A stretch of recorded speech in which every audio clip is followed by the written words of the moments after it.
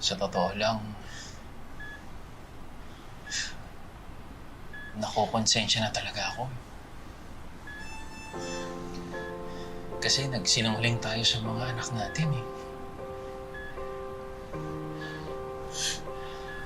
At itong nangyari kay Rambo, paano kung nawala siya nang hindi man lang niya nalalaman ng totoo? Nang hindi man lang niya nakikilala ang totoo niyang pamilya? Mahal, kung wala siyang alam, mas mabuti. Hindi siya masasaktan. Hindi tayo masasaktan.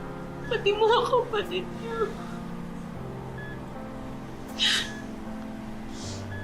Isipin na nila lahat ng gusto nilang isipin. Pero nakikiusap ako sa'yo. Mahal, nakikiusap ako sa'yo.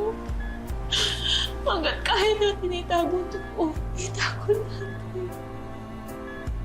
Itago natin, mahal.